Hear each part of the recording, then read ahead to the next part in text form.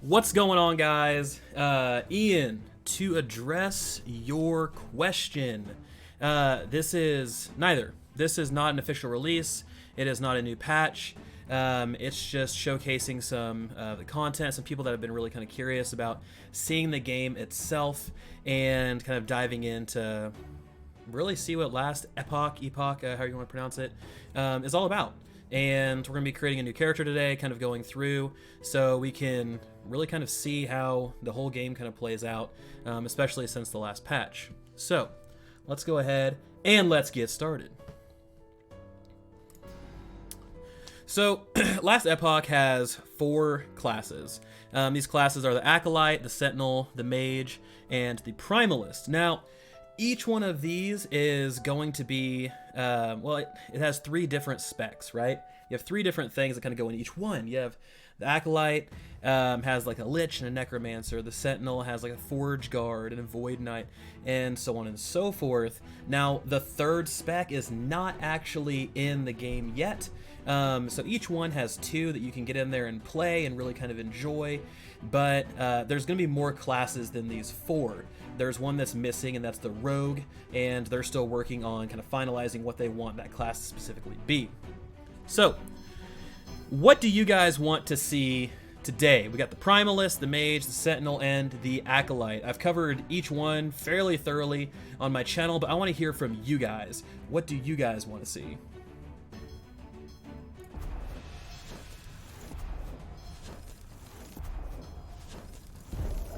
Anything in particular, or do you guys just like hyped up to see some gameplay?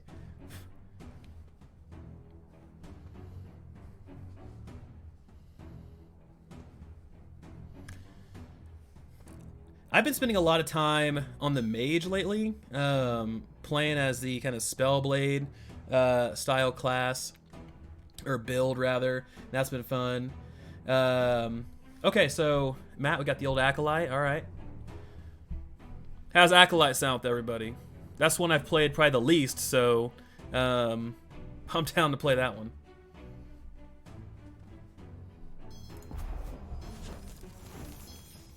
Huh. All right, Acolyte it is.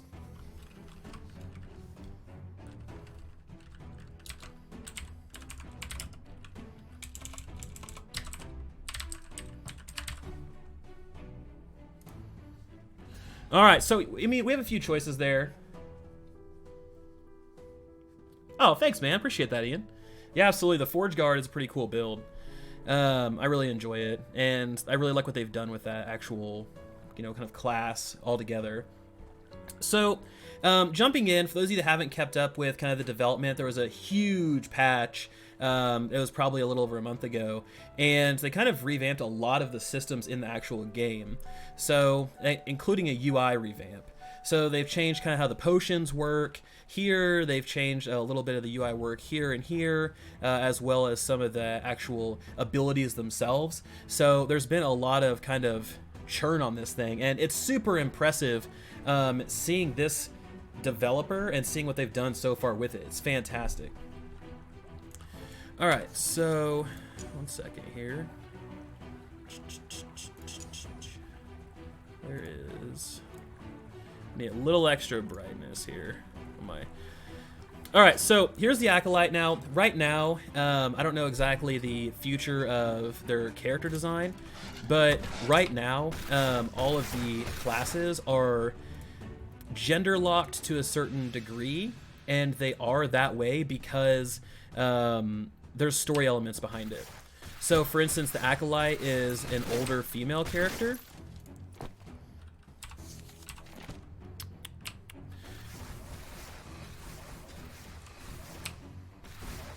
Alright, so we can go ahead and we'll run through this. Grab up our loot here. We'll leave that sword behind. Now, your stash is shared, right? So your stash is shared between all of your characters. So when I get to the capital city, I mean, I have a ton of stuff that I can throw on this character, but I think what I'm going to do is we can just roll through it and kind of show off what you guys are going to see naturally with the character itself. So Ah, hold on. We got problems.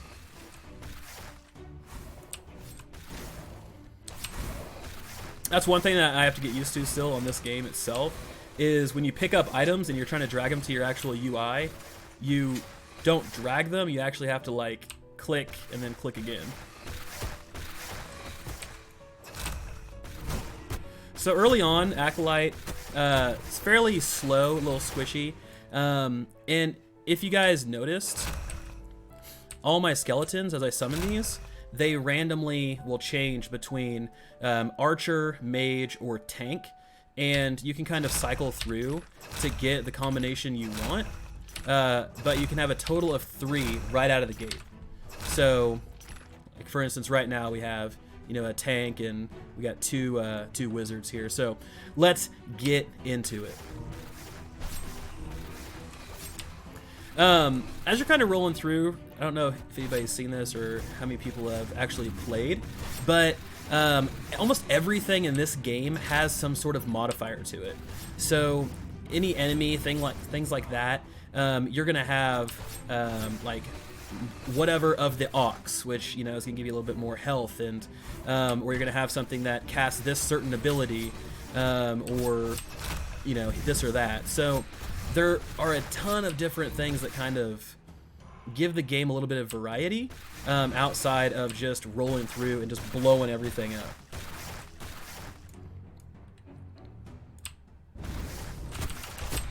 Alright, after we clear this mob here, we'll jump in, we'll do our passive points. So, one thing that I really like about Last Epoch is their passive point system, as well as their actual skill system. So, their passive system introduction, I can kind of give you guys a little gist of this. This is something they added. You have these 3, I can't click on that one because it's not implemented yet, but you have these 3 right out of the gate. You have your base class. So this is just, you're an acolyte. You're being an acolyte. And you have to throw points into this thing. You also have necromancer and lich, and these are more of your specializations. You can't get to these until you spend 20 points into your base tree. So you have to do a little investment early on. And then at that point, you can actually jump out and start doing some things. Ian, this class can be either one. You can have it as a hardcore minion build, just very much into the pets, or you can have it so it's more of a caster style build. Now that's gonna be more of a warlock style thing, which isn't available right now. But between the lich and the necromancer, I would say those 2 trees focus quite a bit on pets. All right, so just kind of jumping in here, we have 1 unspent point, and we're looking at Blood Aura, where us and our minions deal 6% increased damage. That's fantastic. Bone Aura grants you and your minions 15 additional armor per point, so there's that. And then we have Forbidden Knowledge, right? So we get an additional 1 intelligence and 5 necrotic protection. So there's various protections in this game. As you spend points in here, you unlock things on the left or the right-hand side. So if I spend 5 points, I unlock this ability, which is a pretty powerful one. So I think early on, guys, I'm going to go with the good old-fashioned necrotic damage and 1 intelligence. Give us a little bit more oomph. Reaper, they have not released this game yet. This is still an alpha build, but they are rolling towards release. I mean, things are a-happening, let me tell you that. So we do have 3 abilities down here, and I can show those off to you guys a little bit. We have Mark for Death. Marked enemies will take 30% increased damage for X amount of seconds. It goes up and down as you level up. Now that does play off of your minions too. So if you have some minions that jump in here, they're able to do increased damage. Hey Renee, what's going on? How are things going? So grab this Necromancer wand. As you can see, plus 12% increased minion damage and necrotic damage for your spells. So that is a nice drop, especially early on. Been playing some ESO. And I haven't played ESO in a long time, since like launch. It's been a hot minute since I played that game. You still waiting on the Ellisweir expansion? All right, so I'll talk about crafting a little bit once we get to the hub, because crafting in this game is a little bit different, and it also has a little bit of a subsystem built into it as well, around, as I'm sitting here dying, around upgrading your items and item progression and things like that. Just make sure we don't lose any loot back here. Mages are just getting hammered. So released a new DLC, nice.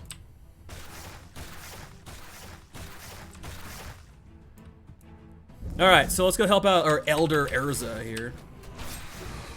Deal with this guy. So we did get another ability here. We got Marrow Shards, which is great. Solid ability, does a bunch of damage, but it actually takes a little bit of our health to cast. So, and here's our first, I guess you could call it, mini boss.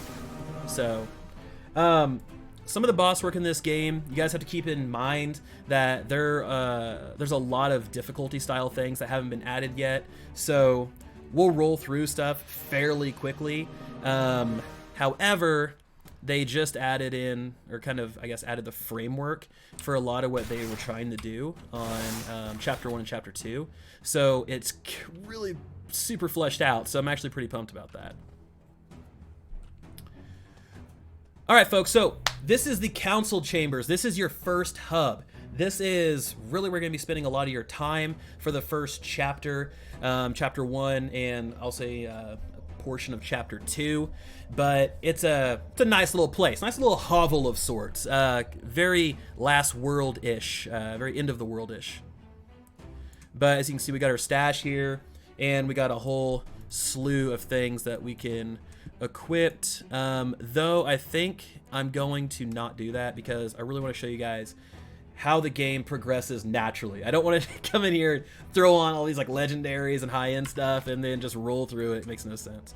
But let's go ahead, let's throw another point into our passive tree so we can keep that rolling, and then we'll jump in and I'll show you guys the specialization skills, because that is something about this game that's really, really solid and really kind of drew my attention originally. So the Acolyte's a little squishy, so I'm going to go with Bone Aura because that's going to give us an additional 15 armor per allocated point, so that's pretty solid. But here is the skill system, guys. This is really where the magic happens. Let's say that. This is where the magic happens. This is where your big development and everything takes place. So you have 5 slots, guys. You have a slot that you get at, well, early on once you get to really this place, level 4 I think it is. And then you have 9, 19, 34, 49. And all of these slots will give you something. So if you click to select a skill, and obviously not all of them are in yet, it's still alpha. We still have a lot that we're waiting on. But we can choose Summon Skeleton, we can Marrow Shards, we can Rip Blood. So if we jump into like Rip Blood, look at this tree. I mean, that's a lot. And you can really kind of jump in and fine-tune how you want your ability to work. If you want, let's say, you know, this right here, right? Hemomancer. If you want an increased cast speed per allocated point, you go this way. And what these numbers mean is the previous node has to have 3 points in it to unlock this next thing. Renee, I know, still not as much as PoE. I know. But we have like 5 different slots. But you throw points in there and that gets you to your next thing, right? Subtracts 1 mana, 5% increased cast speed, Rip Blood and Blood Splatter, deal 5% reduced damage. So there are trade-offs, and it really depends on how you want your character to interact, to be built. And you can change these. So once you put in a specialization, so if you jump in and say, hey, Rip Blood, I'm going to go all in on this one for the first 10 levels. Fantastic. You can de-specialize from it, and you can get some of those points back. Now, it's not like, you know, you get all of them back because it doesn't make sense, but you can switch these as you need. So as your kind of viewpoint of your actual class changes, then you can change things as necessary. So we have Splatter Blood, 17% chance per allocated point to cause blood splatter to splatter out, hit nearby enemies but not the target, which at that point you can really kind of jump in and see what else is happening. Like if you have things that get blood splatter on them, then different things can happen. They can draw aggro, things like that. Rip Blood leaves a stench on your target enemy that causes your minions to prioritize attacking it. So if you want more of a tanky style build, you can do that. And it really just kind of depends, right? So Arcane Absorption, 5% increased spell damage per allocated point for 4 seconds, which is actually pretty decent. Or if you just want to go for the 1 of 1, add 6 to the cost, but it hits nearby enemies, so pretty great there. I think since we're going to be using Rip Blood a lot, we should probably specialize into it. Now we get 1 point right out of the gate, and as we use this ability, we're actually going to start building up points. So those points come pretty quickly early on. You don't necessarily have to map out everything that you want to do. You can. Early on in the game, I really don't. I just kind of feel where I want to go and capitalize on that. But I think I'm going to go with Eviscerate early on because it's such a powerful ability, and Blood Splatter will come into play a little bit later. So we do that. Once we hit level 9, we can jump in. I'll show you guys a couple of the other ones. Summon Skeleton. This one's pretty great. You can actually go in and you can summon multiple skeletons. You can prioritize archers. You can prioritize tanks, mages, things like that. So for instance, your archers gain the ability to use Poison Arrow. So there's a ton of flavor that goes into these specializations in these builds. Then the last one here was Marrow Shards. This one's a little bit lighter, but the abilities they have in here are just as good, and they're constantly being revised. So right now, maybe the Spiderweb looks a little bit light compared to the other two, but at the same time, they're going to continue adding to these. All right, so let's get back into the actual game, guys. We've done enough talking. Let's see what we're working with. They added in quests, so this is pretty great. You got Captain Ansel here. There's a dark day. There's no telling how many have been lost. So many of my men gone. You're one of the few people to have come back from the lower city with your life. Must be something I can do because I'm obviously a hero, so I need to jump in, need to see what we got. We're going to accept, and we need to find the armory. You got this guy here if you want to reset your passive points. It's actually not too pricey, which is great. Elder Urza over here is acting a fool, and he's telling me that I owe him because he saved my life, which obviously is not the correct retelling of that story. But there's some of these things that come into play a little bit later on. So right here we have Artem the Gambler.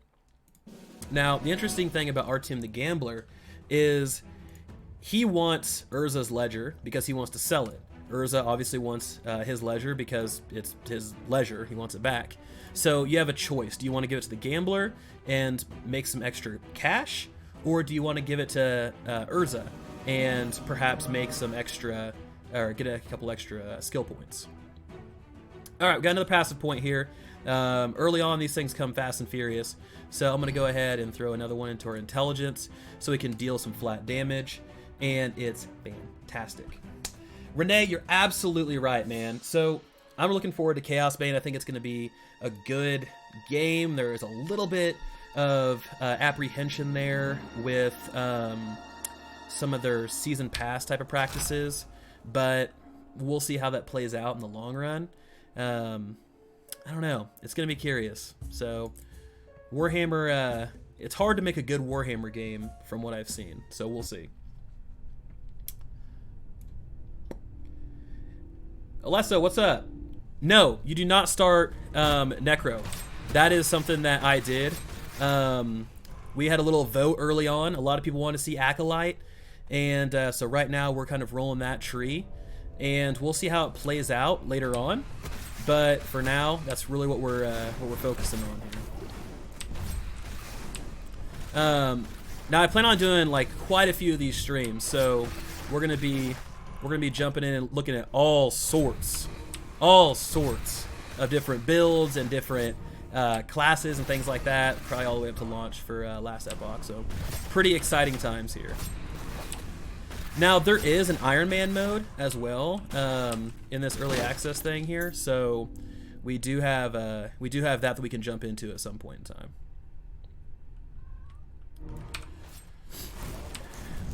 All right, so some of these things that's kind of interesting with these different enemies is you have people like, and this one isn't it, but briefly gains damage when hit. But you have some that'll revive themselves after a few seconds. So there you go. There's the FPS.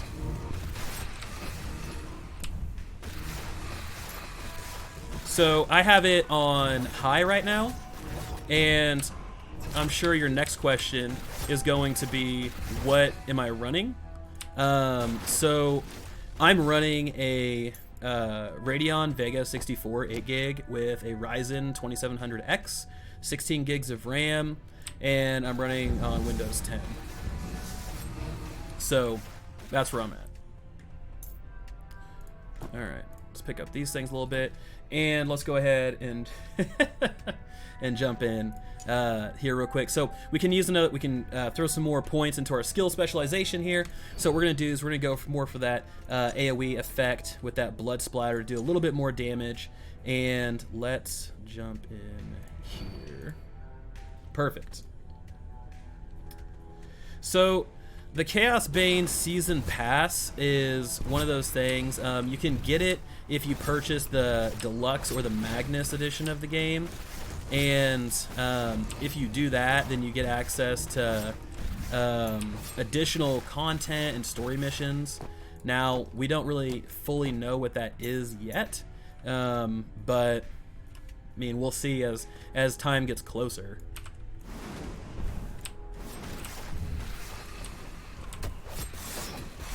Go ahead and throw a little marrow shards here.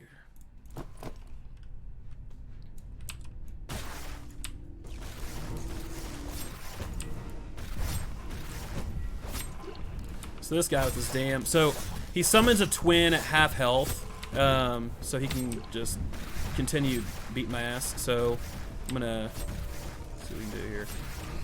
So I used up all my potion, right? So right down here. And so now I need to kill more stuff in order to get more potion. Once I get my health potion back, then we just kind of keep working things out. One thing that I do want to see the developers implement, if possible, is I'd like to see little health bars underneath my mages up here, or my skeletons. That would be so good. I would like, that would just make my life a hell of a lot easier. That way I wouldn't have to constantly mouse over.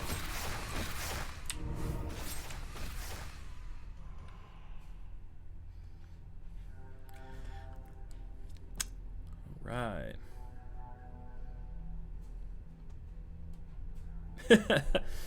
How'd that work, Alessandro? I'm curious. Did it actually function pretty well? Okay, so instead of marrow shards, one of my favorite abilities that the Acolyte has is wandering spirits. So these guys actually just kind of, like they say, they are wandering spirits. These things are like little like nomadic people, and they'll jump around and they'll do a bunch of damage, and they can clear things out pretty quickly. You just have to set things up appropriately. But we're actually going to get another ability here, Hungering Souls. Calls forth 5 Hungering Souls. They seek out enemies, they deal necrotic damage, and then they possess the target. And then possessed enemies take necrotic damage over time for 2 seconds. So it's actually a pretty solid combo. So if we come out here and we grab Hungering Souls, and instead of Marked for Death, we throw that on there, we can do a little bit more damage, but it's all in preference, guys. All in preference. Oh, the druid? Yeah. No, I know. I think I want to see how they're looking for all of their last, like their third tier builds, because I'm stoked for a lot of those. The warlock, stoked for. I'm really excited for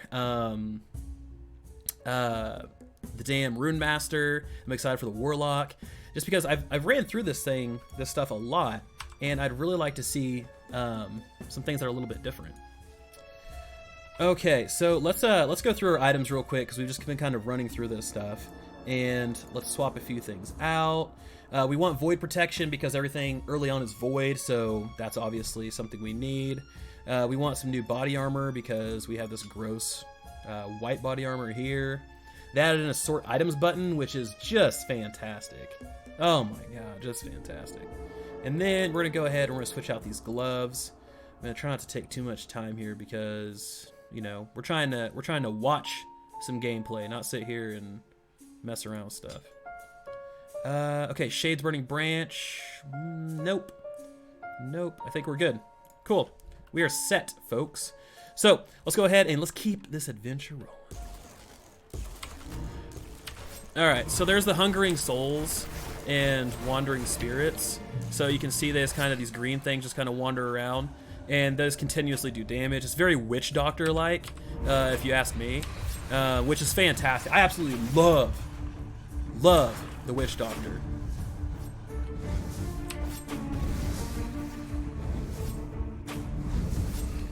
Transforming into animals would be pretty badass. Renee, my cursor isn't accurate on the stream? Like, what do you mean?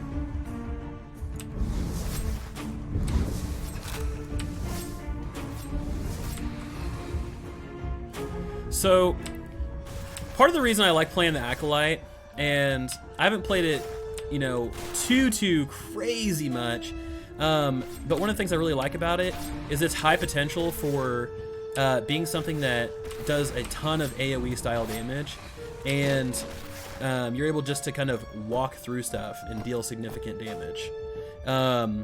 It really just like, I love those type of builds. I love mirror style builds, things like that.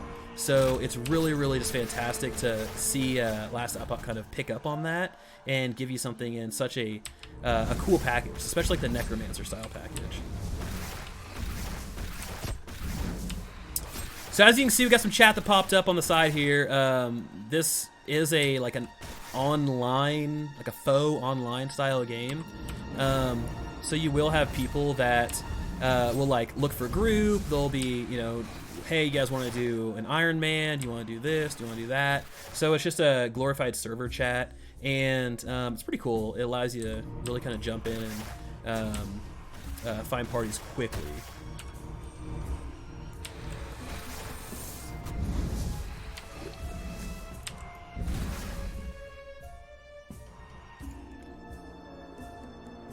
So mousing over UI element right here. Let's see.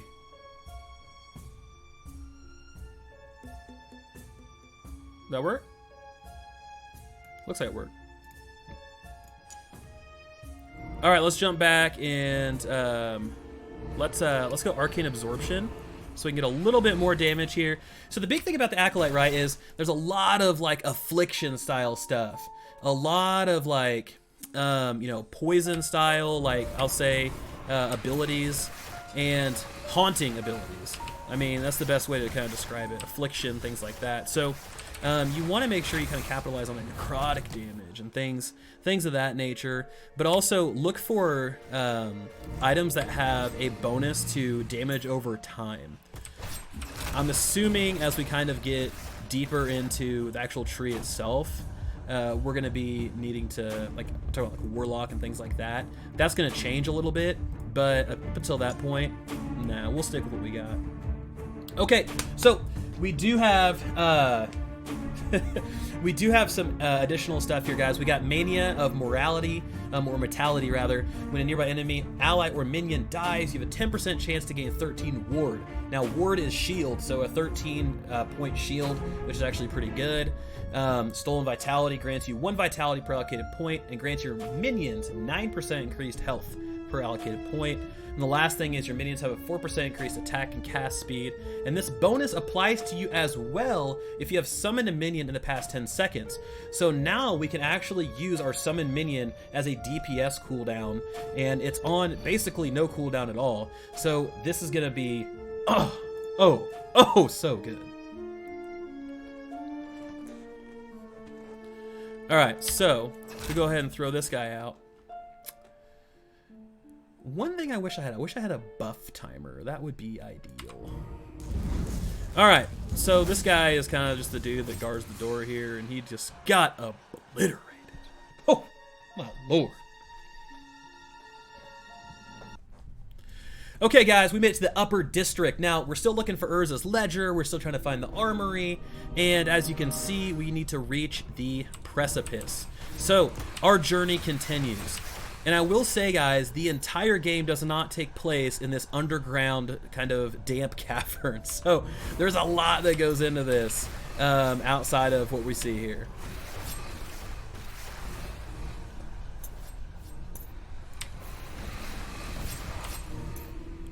Okay, level 8. Things are starting to trend in our direction, guys. We're starting to get some real big abilities. We're starting to deal some significant damage. We're starting to run out of space for things. What do we got here? Let's sort. Okay, that's obviously better than what I have. So drop that. See you later. Grab these boots. These are better, so I'll take those. And how are we looking with everything else? Don't need. Grab these. Don't need. Early on, I do suggest you guys sell everything you guys have, just because it makes it a lot easier. But you'll get loot like crazy. Like, I'm talking like real fast. I mean, this is what we have so far, not including what we have equipped. So you start to get that stuff like fast. Also, never leave any barrels or anything like that unturned. So I've gotten so many legendaries just out of barrels. Yep. Press control to compare. Absolutely. I was really just comparing the void protection because I saw there was already a plus movement speed, so I wanted to see how much void I was going to be losing. But that's a really good call out. You can press Alt to see some additional flyout text too.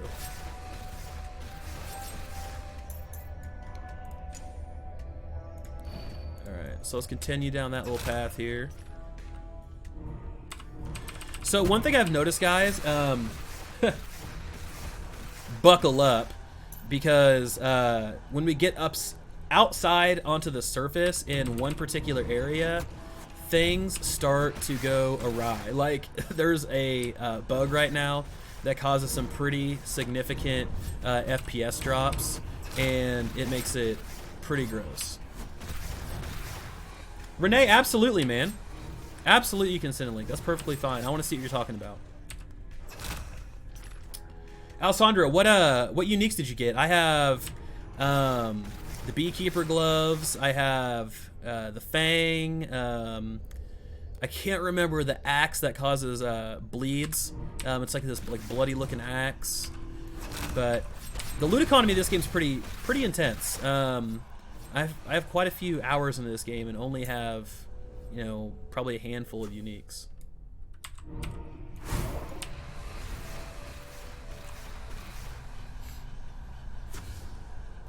What we got over here? Okay.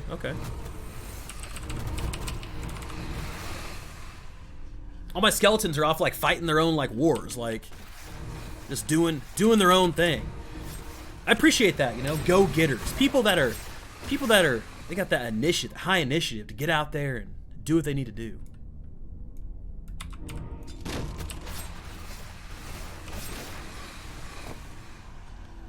All right, so you guys might be wondering what these like orange things are as I'm going around picking those up. Those are crafting materials. So those are actually, here, 1 second here.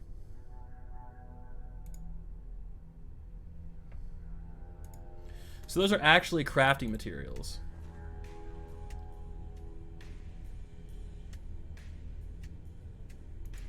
Oh, there we go.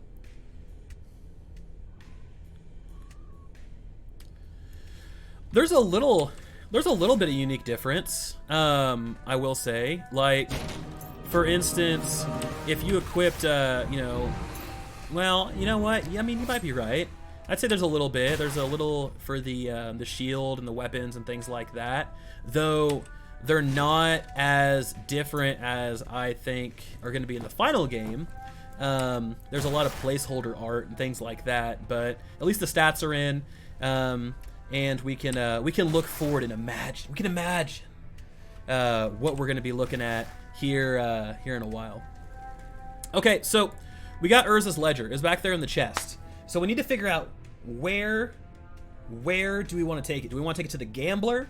And do we want to get a little extra coin, a little extra gold to spend on some purchases? Or do we want to take it to Urza and be just fine, upstanding citizens and give it back to the individual who lost it?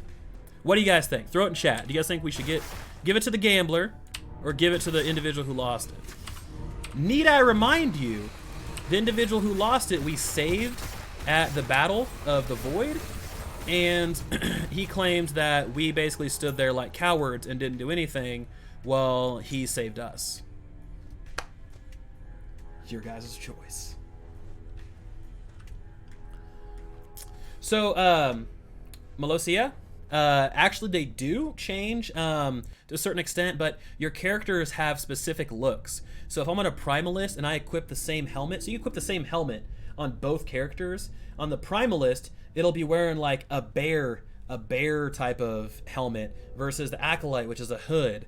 As you change weapons and shields and things like that, those will update. So you do have those. And I can show you guys here in a moment. We need to select a new specialization. That's right, Ian. That's what I'm talking about. We don't play that game. We don't play that game with Urza.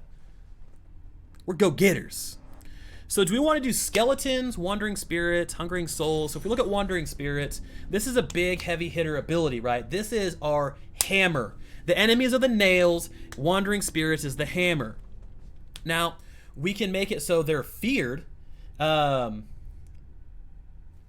Yes, Matt, there is, but there's a twist to that. There's a twist to that. So it's unlocked if you do specific things, which we'll get into.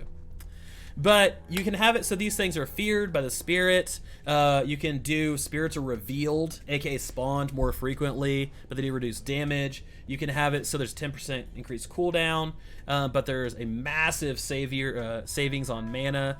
Or you can just say, F it, we want them to move faster, we want them to do more damage, which I'm all about it. Rage is the way we need to go, so we're raging out. So we're gonna go ahead and do that one. We do have sacrifice, so if we want to rip apart, which is a super edgy term to use, we're going to rip apart a minion and deal physical damage to enemies around it. So essentially corpse explosion.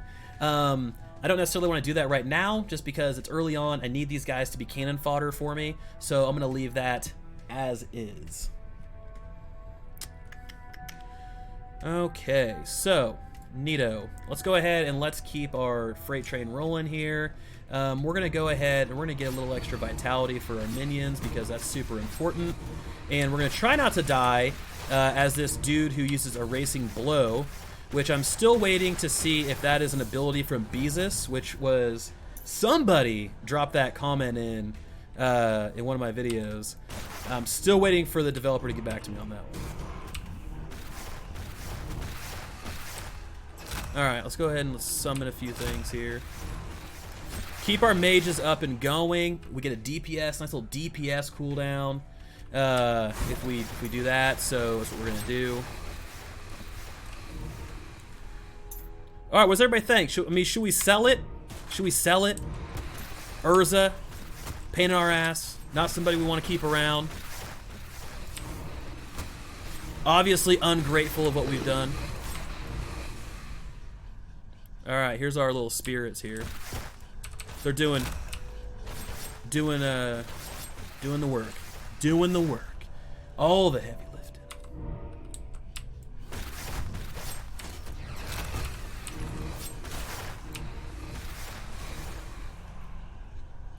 Nothing that way. Pretty solid. Pretty solid stuff so far.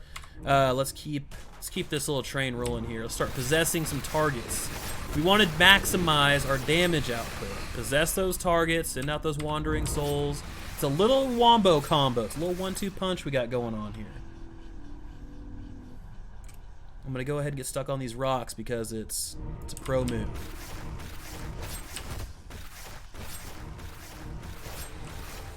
All right.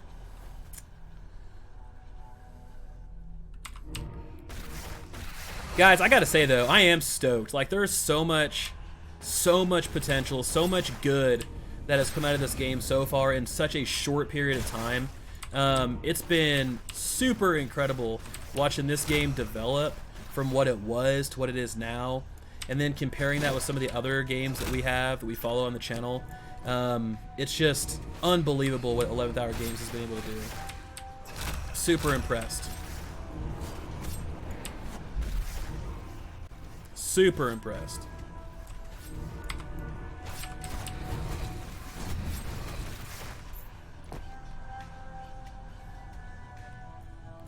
All right, folks, let's go ahead, and what we're going to do is we're going to take care of these guys. We're going to find the armory. Let's find the armory. And after we find the armory, we'll head back to base camp and make sure everything's golden back there. Make sure no one's killed each other yet. And, ooh, nice. Increased damage over time affix. We'll talk about that when we get back. Because we're at the point now we need to start thinking about this type of stuff. We need to start getting into the crafting system a little bit. And we need to start upping our gear. You know? Ooh, mana efficiency. That's pretty good. Alright, so let's go ahead. We'll throw some points into our lovely wandering spirits here. And like I said, we're all about that DPS. We're all about that rage. So we want to go ahead and throw it in there, which gives us poison mines. So if we poison our enemies, we actually deal 10% increased damage. But we don't really have any poison, so what we want to do is cast this Spectral Putrescence first, get this out there and of use, because every 2 seconds they're going to cast that projectile which poisons everything kind of around it, and then we can jump back into that secondary ability, which is going to be great. So we're at 9 points, folks. We are at 9 points, so we need about 11 more, and then we'll be able to start speccing into what we want. Melucia, just purchased the game. It's a very good game. Keep in mind it's an alpha version. I'm pretty sure the game will change. Yeah, it is looking better than WOLCEN. I will say WOLCEN obviously has the graphical, if that's a word, advantage on Last Epoch. But this game has the gameplay advantage for sure. Not to mention the development advantage. You know, I really want WOLCEN to be successful, guys. Oh my, beyond anything, I want that game to be successful because it's a fantastic game. They have some really good ideas. They have some really good things that I think are gonna really play out and be solid. But it's just that long development cycle that we're continuing to deal with. And I think we need to get to a point where, and we're seeing a little bit more, but where WOLCEN Studio is getting out there and having conversations with us a little bit more around where they are in development, truly. You know, let us help you guys. Let us, you know, be those people that are gonna actively participate in the development process, you know? Don't need to fight that battle alone. Get the feedback from the people, man. Get the feedback from the people. All right, let's go ahead and let's throw 2 more skeletons out here. That last battle, whew, that took it out of us. Let me tell you. So the second area is a little more density, as you guys can see. There's a lot more, yeah, a lot more stuff going on. So what we need to do is we need to kind of take care of these things.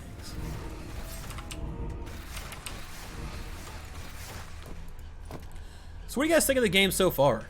I mean, for those of you who haven't seen it, for those of you who have, you know, what are some of your guys' kind of opening thoughts about this game from a, you know, character progression standpoint? We're obviously super early. You know, it's not anything you guys can hang a hat on quite yet, obviously, I know that. But first impressions, you know, the first kind of 45 minutes into the game, what are you guys thinking so far? So the UI, I actually like. I like it. It's simplistic, and let me tell you guys, there's a reason most hack and slash and action RPG games have this UI. They have the globe. They have this globe. They have the things in the middle. Your abilities here, because it is such a good system. It's not something that takes a lot. It's not something that you have to sit there and like learn how to do. You can jump in, immediately start playing the game, because that's what the game's all about. It's about jumping in, maximizing your time and making sure that you get what you need out of the title. So I like it. I like the color scheme, the purple, all that fun stuff. I think the new UI for the passive skill trees is super well done. However, okay, let me just preface this or preface it. I think this one visually looks better. Visually, right? Visually looks better. However, I think the past one, the one they used to have for the passive skill tree, was better from a utilitarian standpoint. I think just usage, it was better. I could see all 3 trees. I had visibility to everything. And to me, it just made a lot more sense. And what I'm talking about, guys, is this tree here. These 3 trees.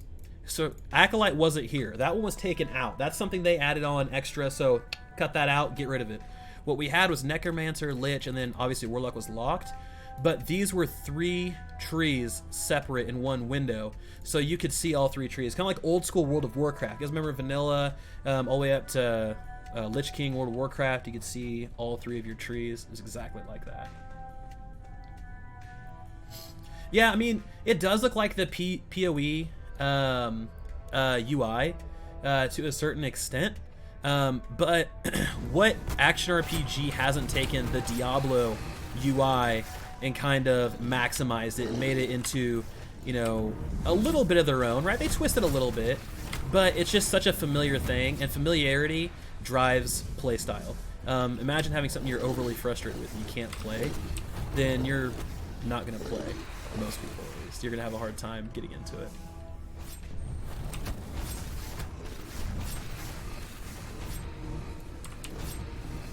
Ooh, nice. A little green there. Pick that up. Alright, guys, we got our wandering spirits out. We got things that are possessed. This thing's going to summon a twin, so we're going to go ahead and just put them both in the ground. Bury them together. That's what it's all about.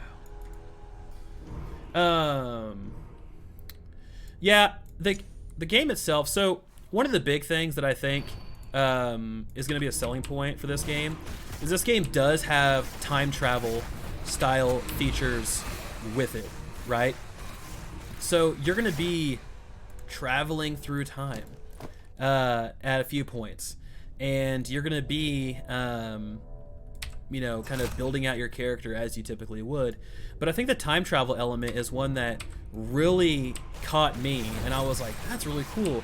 Playing through different time periods and tackling different challenges, and there's different puzzles. So for instance, somebody asked about the locked college door. Well, it's locked and it's broken, it's busted in this timeline. But when you go to separate timelines, it's not broken and it's not busted. And you're able to get in there and see what we're working with and grab a key and a repair kit and things like that. And you're able to kind of tackle opening that door. So it's pretty cool. I really like the way that kind of all functions and plays out. Okay, guys, we got a bone golem. So let's go ahead and let's equip that because that sounds fantastic. So let's go ahead and summon our bone golem here. We're going to do that instead of our 3 little skeletons. Now, a cool thing is, and let's see if they patched it, because it used to be where you could actually have these 3 until they died. Ah, yeah. So you can have those 3 until they die, plus your bone golem. So, and you can actually swap this out and keep all the skeletons. So if you guys want to do a pet build, we can do that. It's really up to you guys. I mean, what do you guys want to see out of the old Acolyte? So we got to kind of survive this little onslaught here. We got a lot going on. Yeah, the globes and the statues, man. That is a tried and true old school Diablo thing. I think they were the first ones to actually do it, remember correctly. That was the first hack and slash I played, so didn't know if there's anything before that that kind of pioneered that or not.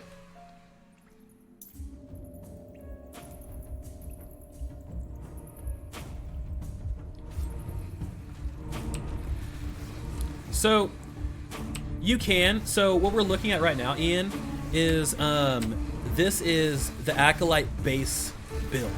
So no matter what you go into, you're gonna have these abilities. you're gonna have the skeletons, the bone golem. This is all stuff that you get baseline. And then you're gonna specialize into something, whether be it a warlock, be it a lich. That's when you start to get your extra stuff. So technically, an acolyte is always a necromancer. And oh god. And it being always a necromancer, you can jump in and do other things too. So if we look at our passive tree, so you can full blown into a necromancer. You can get wraiths along with other stuff that isn't here. If you go into lich, you can get defile. You can get more poisons and feasts and really kind of mess around with people's souls and stuff like that. So there's a lot of variety that comes out of this. Imbrus, what's going on, man? Thanks for stopping by. We're taking a look at Last Epoch today. Something a little bit different. Yep, global chat is available, all that fun stuff. So let's go talk to this surviving guard here. What's good? My graphic settings. So I don't know if they updated them. So I have quality of high, all this fun stuff here. Here's my advanced. So this setup right now has given me the best performance. It's given me the top-notch performance outside on the surface. I was running into issues where things were dropping to like 12 frames per second, which they still do occasionally, and that's just a bug they have in that environment. But once you get through it and you get to things past the Ruins of Wynn and the Forsaken Forest, then things really kind of even out back down again, just like this. So what you're saying, you can reduce the FPS drop with an option. What option are we talking about, man? I'm always looking to optimize. And that's a good life lesson, guys. Always look to optimize.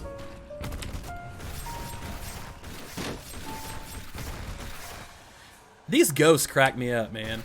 Like, they just kind of float around, doing their own thing, running into boxes. Oh, all right. Slick. Already unmarked it. That's what I'm talking about. That's good stuff. Ahead of the curve. All right, so let's jump down here. I know I was going to talk about going back to the council chamber, but let's jump down here and let's actually get this little area cleared out here, the smelting halls, because we need to find the quartermaster, guys. Without a quartermaster, we cannot find supplies. Without supplies, we will not survive the void. That's just how things work. That's just how things happen in Last Epoch. Sad times, depressing times. Bone Golem is in there doing work. The Crushinator has been unleashed. So these Void Fused armors, guys, are nasty things, man. You get some of these big ones like this, the Fracturing one. They put up those little spinning blades, and those things will just destroy. They will slice and dice you day in, day out, and it is punishing. All right, cool. So we're back in the smelting halls, and we're looking for that dang lost quartermaster. How he got this far, past all these void worms and things like that, I will never know. Nice. We got a tome, finally. That's good. We need that. So everything wields a tome, guys. No matter what class you are, you wield a tome. It's not just a cultist. Think of it like a trinket from like World of Warcraft, things like that. It's just one of those things. All right, Bone Golem is down. Back up, ready to rock. Okay, so let's go ahead and let's continue a little mission here. Just gotta tell you guys, one of my favorite builds in this game, like hands down, is the Spell Blade for the mage. It's just one of those kind of builds that just, it ticks, it works well, it puts out a considerable amount of damage, and it's so versatile, incredibly versatile. You can really dive in and do a lot with it, and it's also really easy to gear for.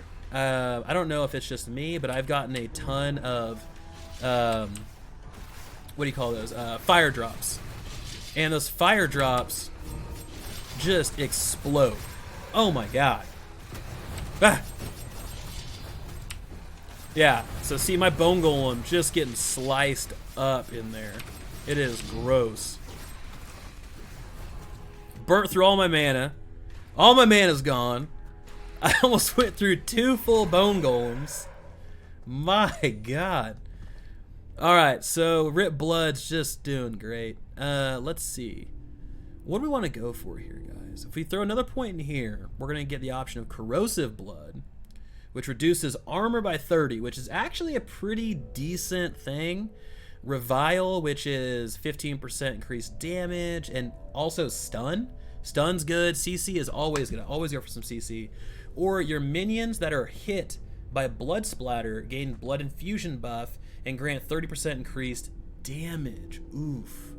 Hot money, hot money. I think we're going to go with blood infusion because we are glass cannons. All right? That's just the way it is. We like to get in here. We like to do some damage. All right, Blood Pact. 12% increased damage per point, but if you have killed an enemy in the past 4 seconds, your current health is drained by 1% per second. That's powerful. Or if you drop below half health, you summon a Revenant. That's actually pretty good. Or we can still throw some points down here. I think let's do the Revenant thing. That would be pretty slick. Just test that out. That's a new one. Haven't seen that one before, so we'll do that and we'll see kind of how that plays out. I know my build's kind of going against the grain, but you know, it is what it is. We'll test that out and we'll see how things work. Maybe we can get a Revenant summit at some point in time.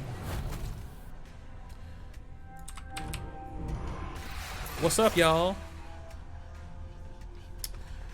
Alright, the room with 2 chests and a shit ton of things looking to kill me. As always. These things do, like... And we're set up pretty good. The Acolyte's a pretty decent class for dealing with this type of stuff. But it is, like, awful in here with some of the builds that I've had. Like, especially like Primalist, if you like go for a full, almost like a melee oriented build, it is awful. You just get like, I mean, it's like like just a murder room. I mean, you get sliced up and destroyed. It's terrible. Okay, so let's see. Do we need this helmet? Probably not.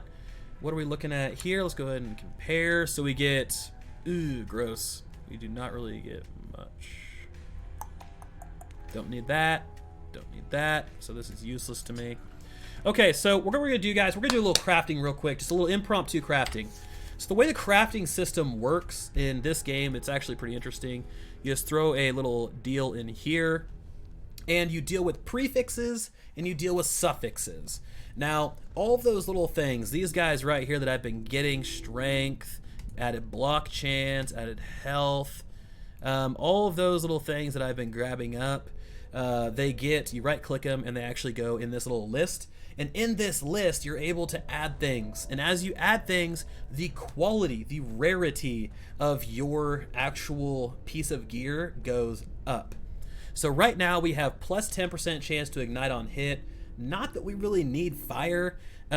We can take this off if we want, but I'm not really gonna mess with that right now because this is not a weapon I'm looking to perfect.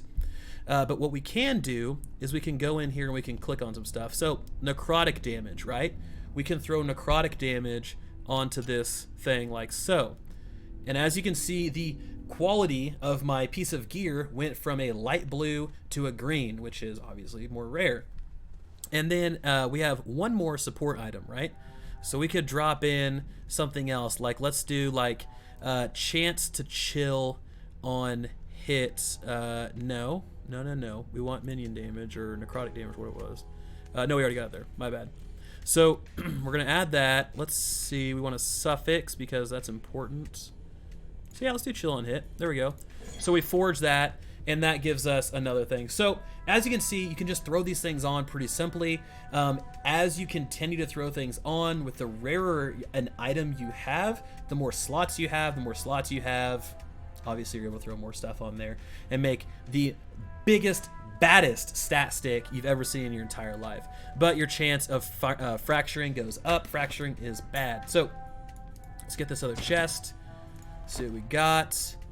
Nothing worth a damn. Okay, let's keep the train rolling.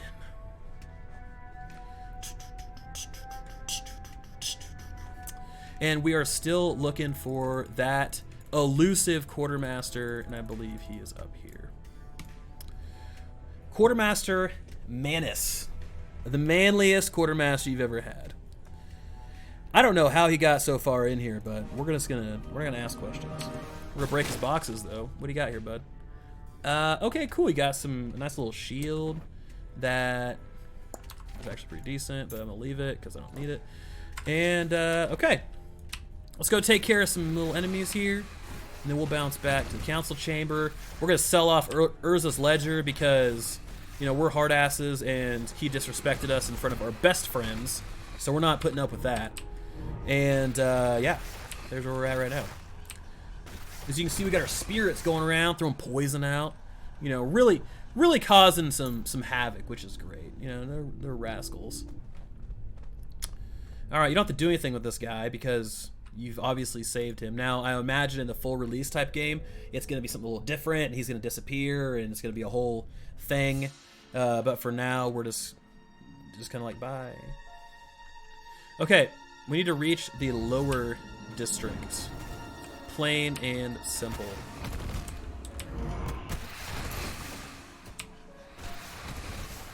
So those are wandering spirits, guys.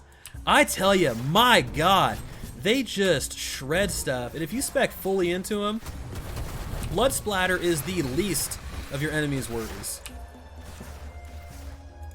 All right, let's go back to council chambers. We'll bounce back to the armory.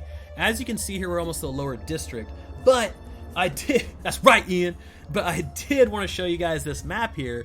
So we have Chapter A. That's where we're at right now, right? We're in this like lower canyon style thing that looks kind of like Ironforge. That's where we're at. We go Chapter B. This is what we have so far. It's Chapter 2. We have the surface and the Forsaken Trail and the ruins of Welrin.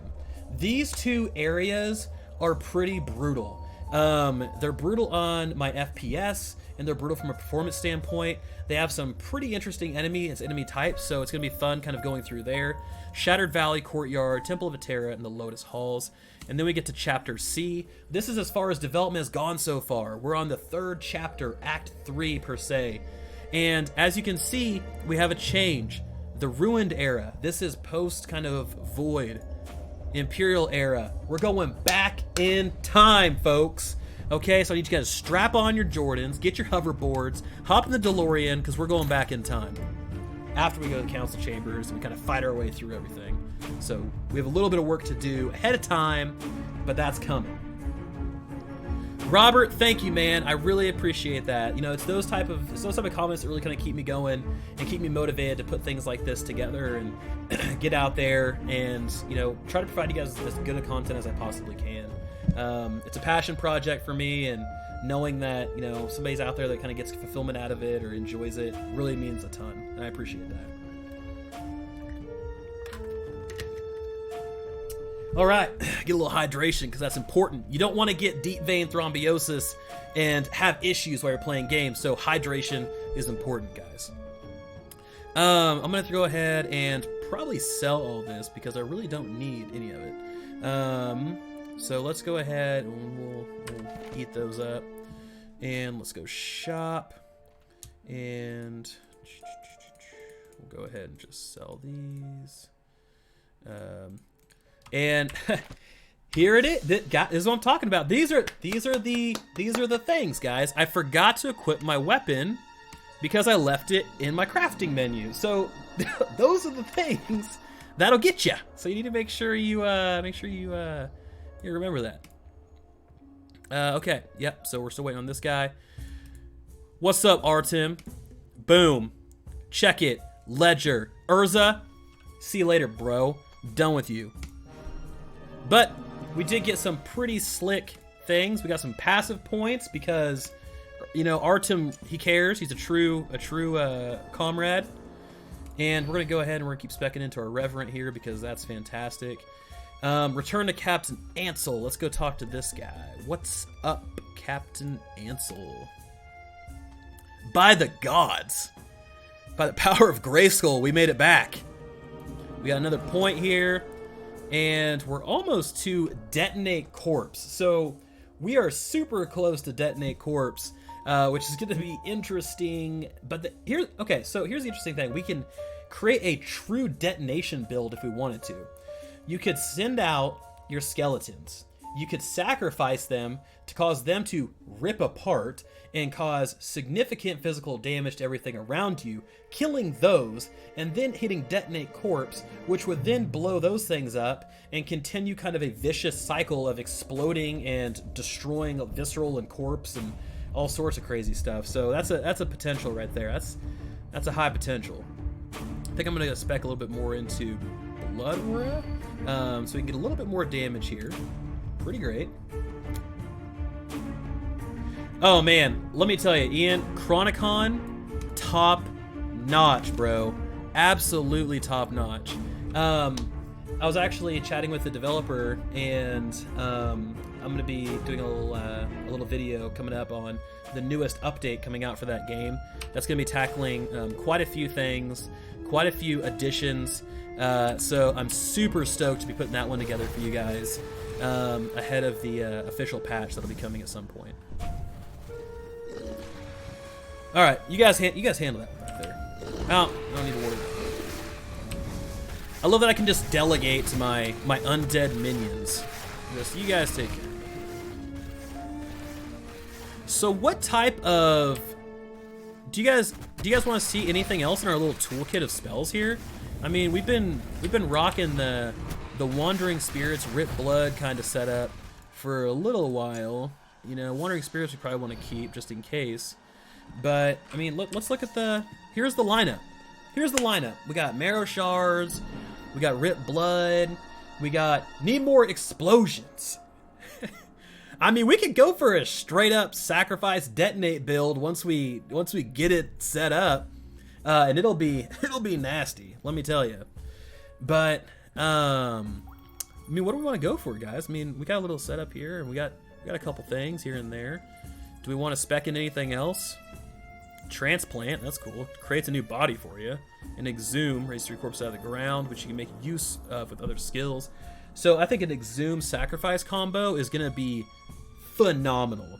Exhume, bring those up, sacrifice, kill everything, detonate, blow everything else up. It's like the Michael Bay edition for Lock Fam. It's going to be explosions all over the damn place. I don't know. I think, you know what? I experimented with a build a little bit earlier that was all about me actually not doing any sort of attack. I was purely in a support role where I would just kind of build up my minions. I wouldn't do any damage. I wouldn't do anything like that. I would just throw things out there from a like sacrifice. I would transplant, I'd Mark of Death, I'd Wandering Spirits, and I would just support whatever I had out there, and it would just wipe things off the board. It's fantastic. Intelligence, we got 6 more points, boys. 6 more points, then we'll be able to actually jump in here and spec into something just phenomenal. Just phenomenal. We finally got another ring. Fantastic. It's an okay ring. You know, it's not too shabby.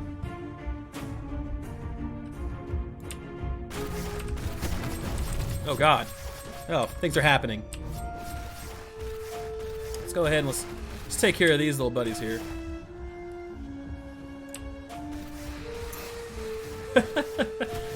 Robert, absolutely, man. Absolutely, I appreciate it. And honestly, I'm so stoked that, like, you know, it's getting all of the publicity that it truly deserves, because it's a great game. You know, it went to PAX, what was it, last month, I think, and it finally got some really good reception that it deserved. But yeah, Chronicon is another one. It's a little like 8-bit style dungeon crawler that has some super deep customization. It's literally one of the funnest, funnest. You know what? Doesn't matter. It's a damn blast. It's one of the better games that I've played. And it's developed by one guy. One dude that just crushes it. Has a heart of gold. Explosions! Yeah, I definitely think once we get to exhume and transplant and stuff, or not transplant, detonate, we'll make like a Michael Bay build, and we'll just start blowing the shit out of everything. Just blowing everything up. Too many explosions. Almost too many. Oh, well, what do we got here? Increased spell damage. Yeah. Hell yeah, bro. Throw that on. And let's craft this sucker up. This is our first like caster helm. So what let's do, and this is just gonna be stellar, is we'll throw on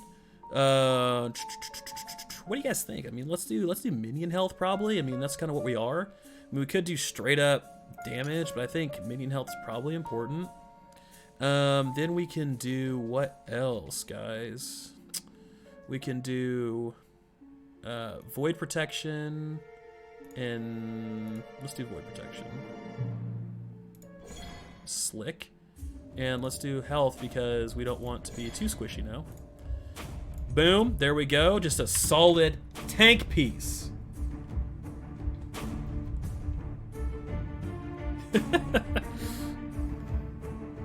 Well, anyways.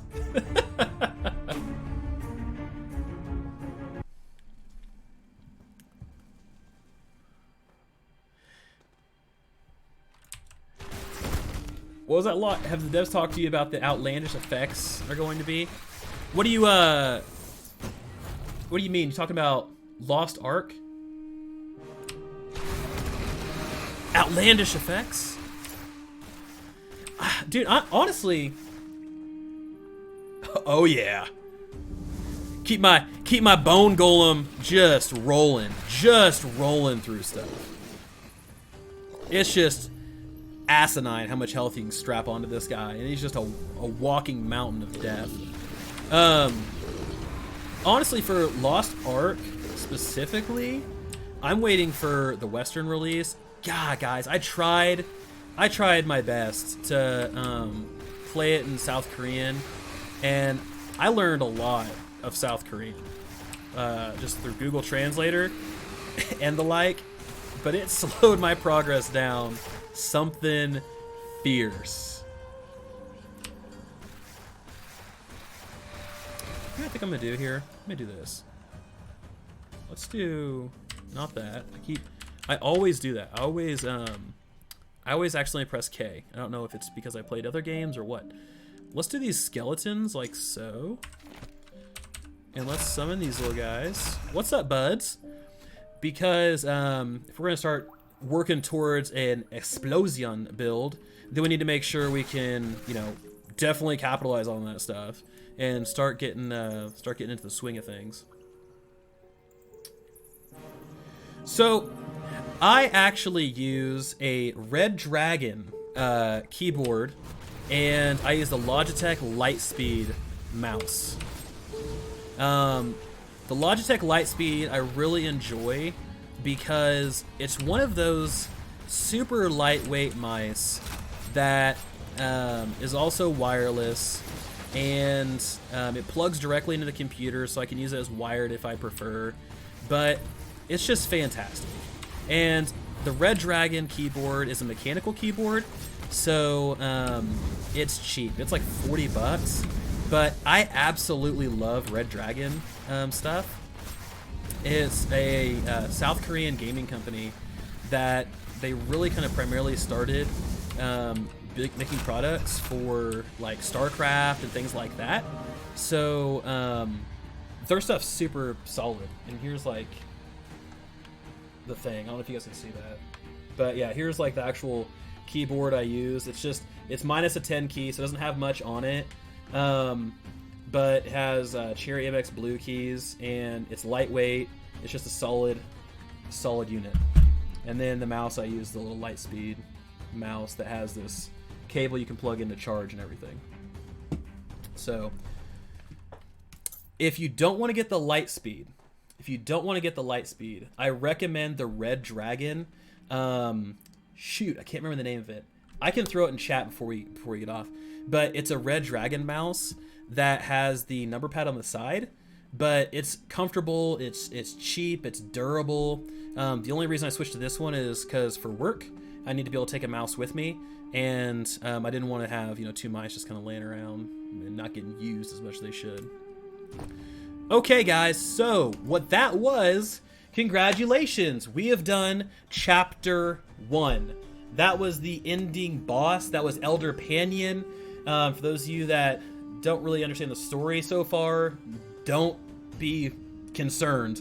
Thoroughly, you shouldn't understand it so far because it's very small snippets. High overview. Basically what happened was Elder Panion, who is our buddy, took the shard of the Epoch and tried to run with it to get it out of the city. Ended up getting absolutely melted, turned into a creature of the void. They took the shard and we had to put him down, unfortunately.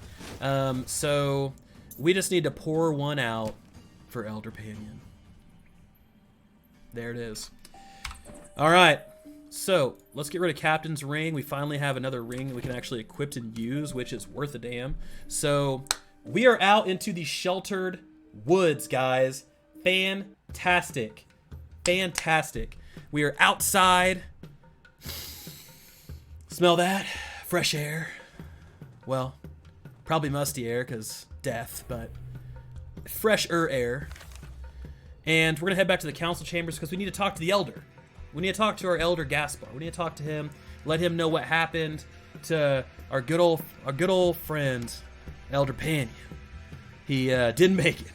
Because what we always say, guys, if you fall behind, you're left behind.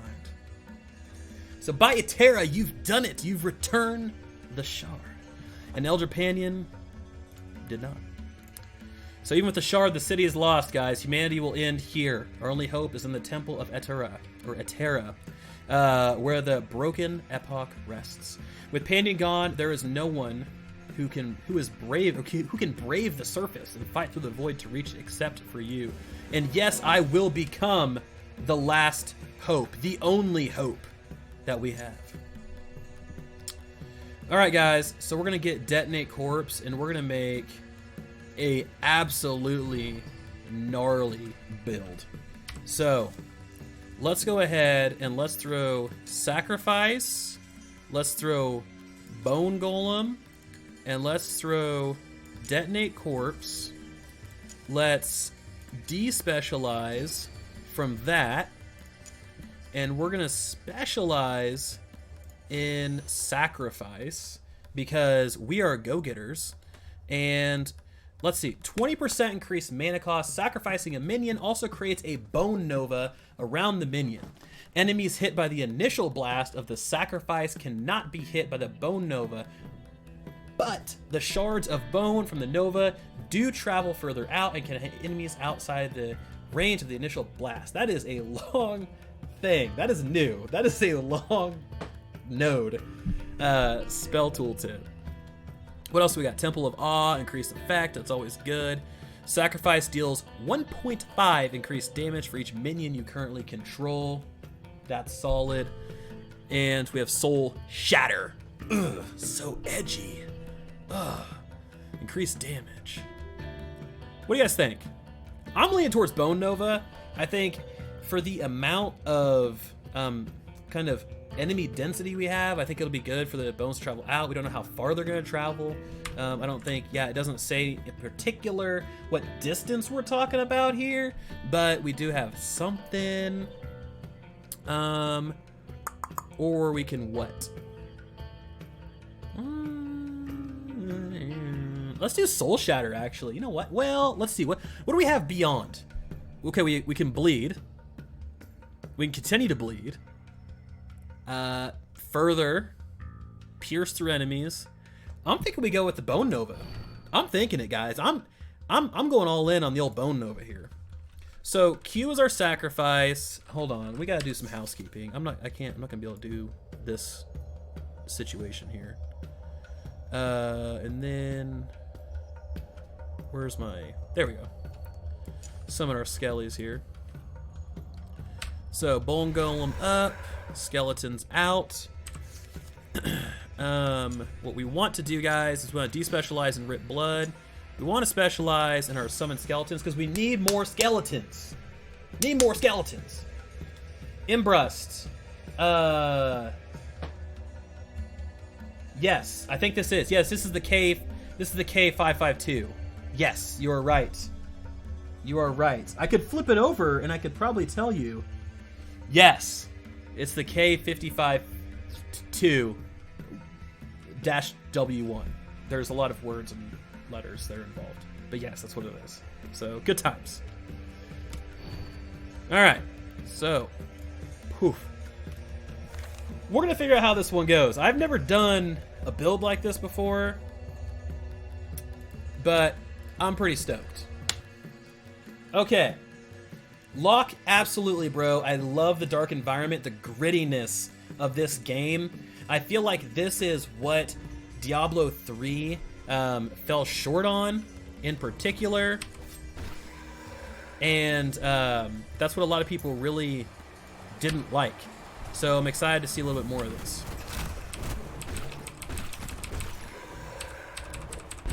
Okay, okay. So I'm kind of seeing what we're working with here. Obviously, we're needing a little bit more mana. So we might not be able to rock this build 100% quite yet, but we're gonna be close. We'll see what happens. Because I'm liking what we're seeing, but I just don't know if it's gonna be something, because you can see my mana just getting chewed through, because Sacrifice and Detonate Corpse cost a ton comparatively. So we might have to switch to something a little bit different until we get what we need. I mean, it's doing a considerable amount of damage, but we'll have to wait and see. Yeah, I mean, it's chunking them off. Cool, I guess I'll... Skeletons, come! Come, child! I need you guys! Over here fighting this thing by myself. What is this? And I have no mana. That was awful, guys. That was awful. Okay, okay. We need more mana gear before we get that far. So gross. Okay, here's what we'll do. We'll jump back. We'll do something a little bit different. We'll keep our hardcore pet build, but we'll do something a little bit different here. We'll do something a smidgen of different. So we want to keep that, but we want to get rid of this one. This is the one we don't want. What we do want in here is what? What's Summon Bone Golem give us? What do we have here? LK, what's going on, man? Welcome back to the stream. Yes, we are doing something a little different today. And by different, I mean different people that have watched my Anthem streams. This is normalcy for anyone that has been following me for quite some time. So I'm pretty stoked getting back into the saddle when it comes to ARPG. So I'm just amped. I'm amped. I'm just amped. All right, so we're gonna create like a little pet thing going on here. It's gonna be great. All right, we're gonna do things a little bit differently. The hell, we got a Wraith. Oh yeah, cause we almost died. Yeah, that's cool. Look at this like squad we have, guys. Look at this. We are ready to crush things. Things are about to fall over. Squad out. Let's go. All right, we got to reach the surface.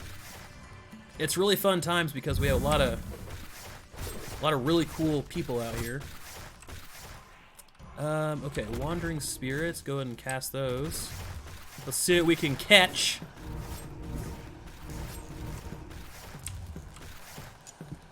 All right, what do we got? Granting your minions 5% increased health gen. That's pretty great.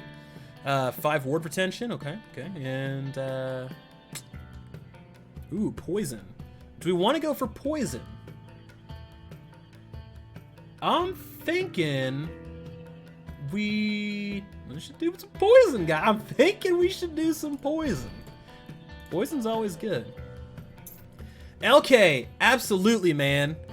Absolutely. Well, I'm glad we got another ARPG guy in the house because I absolutely love him. It makes my world go around, and I'm glad you managed to stumble upon my channel, man, because I think we're in for a really good year when it comes to ARPGs. We got a lot coming down the pike. We have good old-fashioned Chaos Bane. WOLCEN is hopefully entering beta at some point. This game is supposed to come out either towards the end of the year or very early next year. So we're in a pretty good spot, damn near golden age, for big titles that are going to be dropping. Not to mention the great titles we already have out today. A lot of stuff going on here. So, okay, so my pets are just kind of rolling through things, just really showing up, and I guess I'll just follow along with everyone else and be a cheerleader. Go team. Hope you guys can do everything you guys need to do to be successful. So let's go ahead and swap those out because, yeah, 19% increased necrotic damage. Sign me up. And let's throw these on there. 18% increased necrotic damage. Yeah. I lose minion damage, and I lose spell necrotic damage, as well as ignite and cast, but I gain... I just don't think all the rest is worth it. Not right now, guys. Not right now. We have other things we need to focus on. We can't be getting greedy. Ignite enemy on hit, or fire damage. That is wondrous. I think I'm gonna do this one. After 3 points, guys, we summon a Pyre Golem. A Pyre Golem. That is, that's fantastic to hear. I am all in. A damn Fire Golem, yes. More fire, the better. I know my boy Ian and Locke are gonna be super excited about the explosions. Hopefully with fire, we'll see a little bit. Damn, these, like, mist wolves are just jumpy little creatures. Alright, grab this glyph of stability. Let's keep our little murder show on the road here.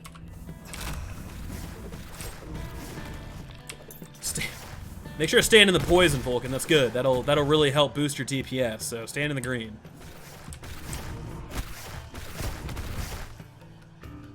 Explosions!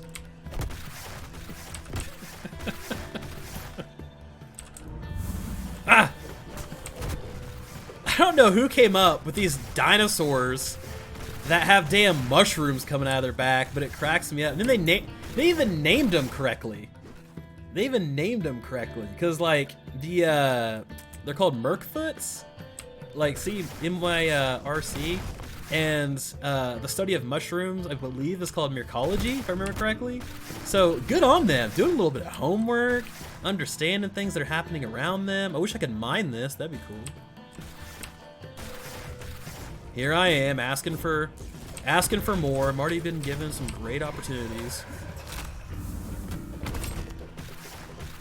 Okay, so now we're getting into the Spriggans.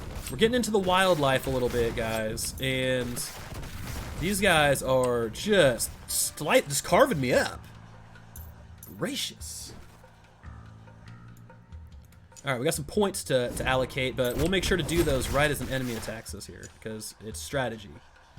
We want more poison protection, especially during this chapter. There is heavy poison usage on behalf of the enemies in this chapter. So we need to go out here. We need to do these. Okay, we got some archers here. Yep, we sure do. I'm gonna do Undying Shroud because we want our guys to stay up as long as possible. That makes a ton of sense. So I'm gonna do one more, do two more in each of those, and we're gonna have a monster ass like Burning Man special going on here in like 10 minutes because yeah, the Pyre Golem.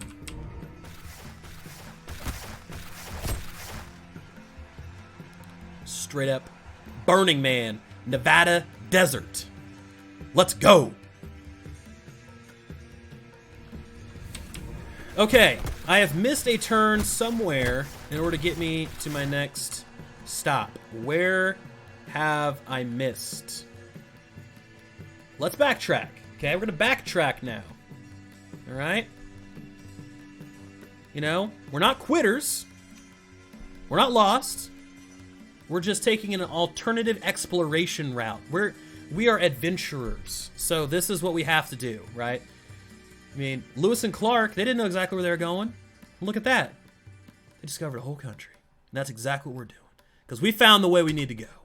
We found that light right back at the end of the tunnel. Oh God, there's a lot of poison happening right there. I'm gonna go breathe that in. Okay, guys, this is a pretty stellar spot. Oh yeah, man, trying to catch a fog. That's what it's all about. Go deep, Vulkan. So, we got these little stones. This is pretty cool. If you run on them too early, you'll be running on nothing, and you can glitch and fall down. That happened to me. That was pretty slick. Don't know where my comrades are. There we go. I need some AoE. I think my next specialization, I'll probably jump back into Rit Blood, and I'll probably get that blood splatter again because that was just fantastic to have. Just so good. All right, let's go ahead. Let's throw some more bone golems out here, or not bone golems, skeletons. We got an archer. That's fun. And so one archer, it looks to be. What are you? Does it tell me what you are?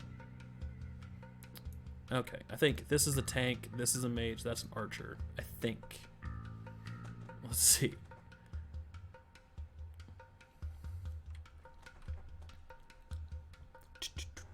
This music. It's very tribal. I'm down with it.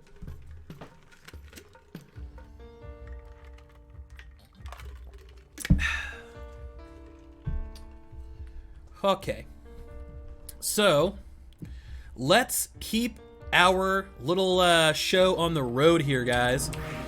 We are in the surface. We have exited the hellacious sheltered wood. We have exited the underground Ironforge style city of doom. We are in a great spot right now. So we just need to continue our exploration. Okay, guys, I'm going to forewarn you. Wow, a treasure chest. That's nice. Mighty Refuge Armor of Frost. That's good. I do not need that. So, I'm going to forewarn you guys. And the reason I'm going to forewarn you guys is because this area here is notorious for being an FPS killer. It murders things. And it's awful. So, if we encounter that, hang with me because we'll continue through it and we'll get to the next zone, which is also an awful, notorious FPS killer. But beyond that, 2 zones from now, we will be in the glorious 60 plus FPS zone again. And this is like the Oregon Trail, guys. You gotta put the work in, hopefully not die of cholera, and keep on fighting. So let's do this together. Locke, I do not know if they're gonna do voice acting, but I would imagine yes. And the reason I say that is because it just seems like they have like that notion. I don't know, but I just got a feeling, like a gut feeling that we will see a limited level of voice acting. Ian, yes, explosions in absolute slow-mo.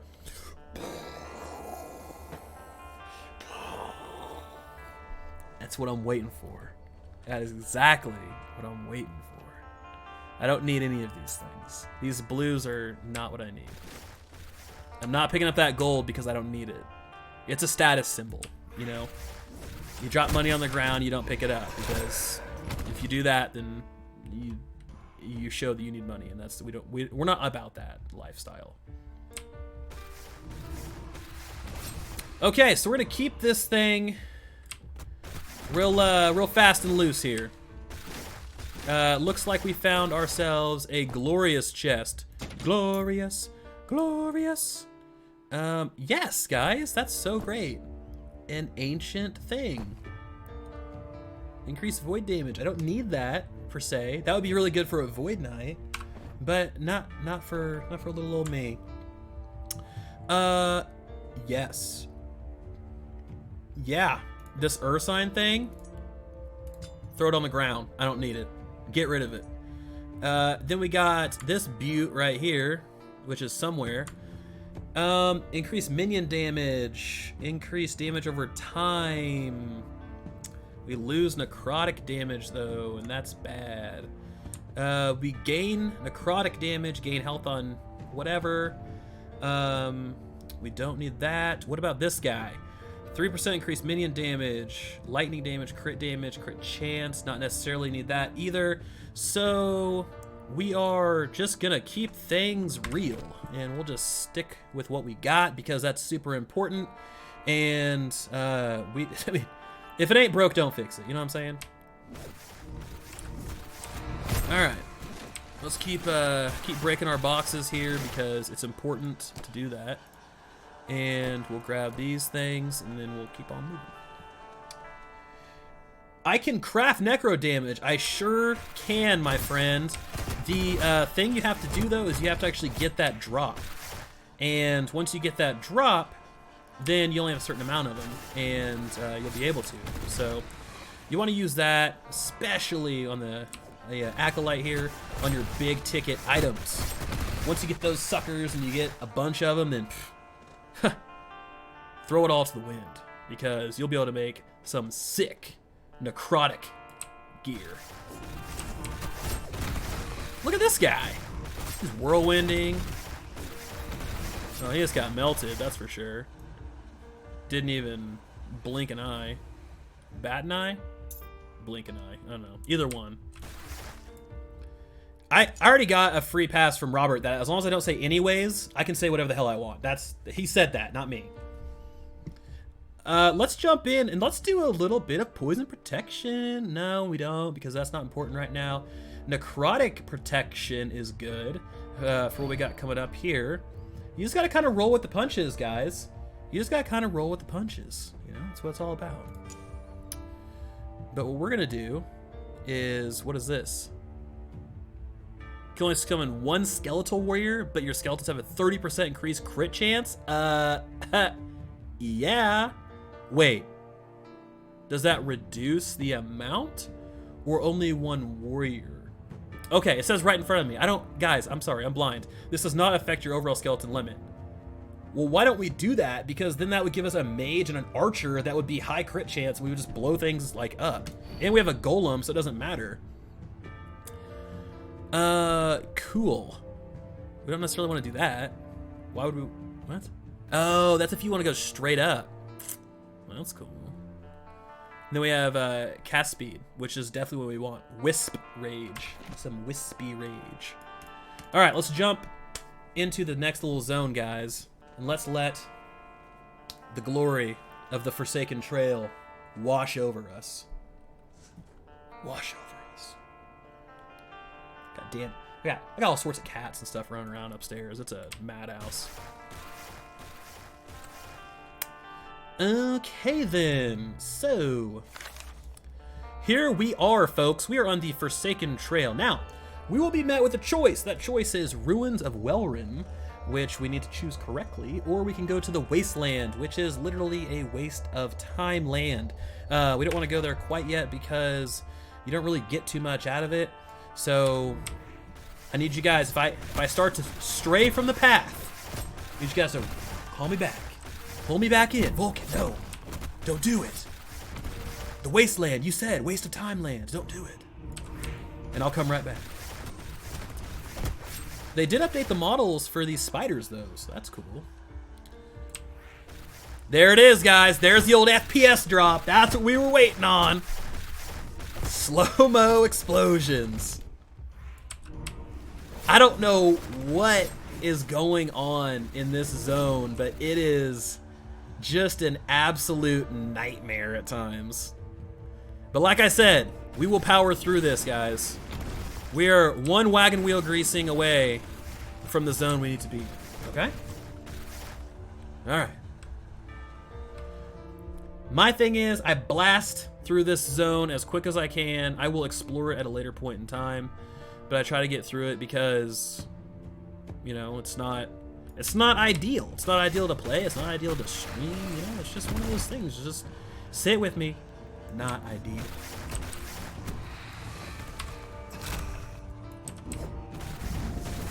But we always stop for loot, guys. We always stop for loot. That's the #1 thing in the book of rules, is loot gets stopped for. Alright. Okay, not too shabby. We're still around the 40s. You know, in our journey here. Okay, I'm doing a little single target damage. Looks like my bone golem had a separate idea of going and just laying waste to everything else. So that's cool. That's fair. Spiders are a staple. I mean, Locke, at this point, if you don't have spiders, you're the weird one. You know what I'm saying? Like, they've always been that way. That's even like tabletop Dungeons and Dragons. It's always, we have to go into the cavern and there's some spiders in there and it's really gross and this and that. And it's just kind of the way it is. I mean, look at Lord of the Rings, you know? Tolkien wrote that a long time ago. And, I mean, sorry if you haven't seen it, but spoiler alert, there's a big-ass spider in there. Oh my god, my bone golem. Look at all these dead bodies. Just straight murdered people. God. Good job, bud. I want a little, like, I want some notches next to his nameplate. How many lives he's taken. Okay, we got these prophets here. Self-proclaimed, I might add. Doing their own thing. Okay, so let's keep this train a-moving. And how are we looking? So we got our 4 skeletons. We have damn near a full health bone golem. I need a smidgen more AoE. A smidgen more AoE is what Vulkan needs right now, and that is going to be ultra important if we can do that. So, yes. Ian, you're absolutely right. I'm gonna smash it. I'm gonna smash it. That's him. It's like Wreck-It Ralph, but it's like the non-trademarked version, so that way I don't get sued. So that's kind of where I went with that. Ew, that's nice. Chance to bleed, an occultist iron scepter. Okay, so this is most likely the area we don't need to go. Over there up to the side, as you can see. So what we're gonna do is we're gonna go ahead and avoid that one. Okay, we're gonna go ahead and we're gonna put that elsewhere and not worry about that. We are dying, so we're gonna go ahead and move back over here. I don't know what I'm doing. Oh God. Dude was right up. in my applesauce, man. Like, he was in there. Alright, so...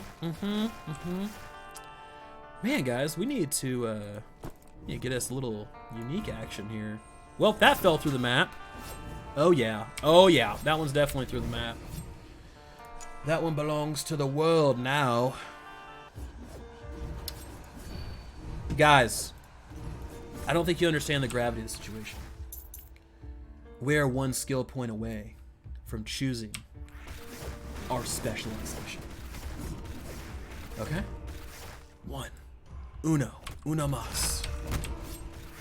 You know, interestingly enough, whenever I start attacking the spiders is when my FPS tends to take the old dip. So, is there an issue with the spiders? I'm gonna go ahead and just avoid that whole situation. Ian, I did say he was all up in my applesauce. That was a statement that I made, truly made, and yep. So that was said. Those words were out, and they're in the environment now. So it is what it is. Okay, folks, the ruins of Welrin. Here we are. Lovely abode. Currently, population 0 because everyone's dead. But great place to raise a family. As you can see, he'll be protected by all the murderous void creatures.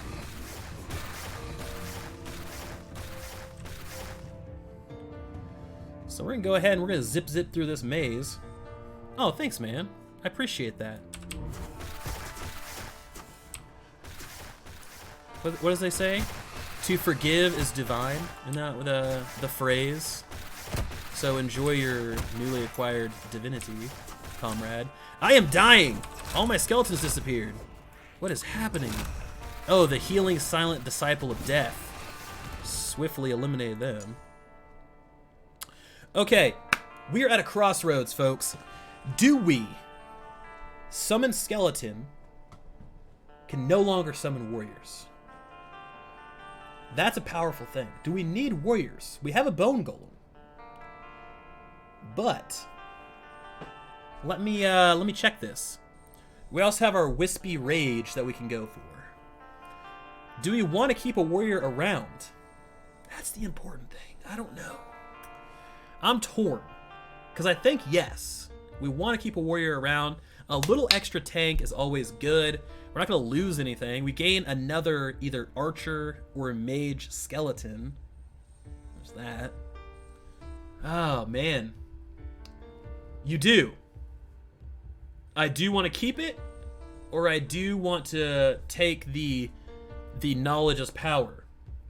Thoughts? What are your deepest desires? Is it to take knowledge as power? Or is it to opt into the old wisp rage? Okay. You know what? We're going to keep one warrior because we are a team that has decided effectively. We hashed out like grown adults. I am stuck. Why can I not go through here? There is something I should be able to go through, but apparently I cannot, so I'm gonna go this way. But we got that figured out, so I mean, I'm pretty all right with that. Oop, don't want to dodge that. That's good. You guys are right. That is a fantastic strategy. Ian and Locke just dropping mad knowledge. Just keeping this caravan on the right path. Making sure we make the right decisions. Oh my god, I'm getting sliced up. Creatures from the Shadow Realm. Every time I go through this area, I imagine like if there was an adult Yu-Gi-Oh, this would probably be what it is. You know, getting blasted to the Shadow Realm, this is essentially, I think where you'd end up. Okay, so we got some Void Thralls here. As you can see, they are very potent creatures. Alright guys, this is a big moment. It was a large moment for us. we're going to be able to choose our specialization here very quickly. Those shadowy bastards. I swear. Just give him the elbow. That's right, Ian. Just drop it on him. Show him what it is. So we're going to unlock these mastery trees. Let's unlock them. Okay. Explosions. So we have Necromancer, which is a edgy skull with spikes coming out of it, like almost like Hellraiser style.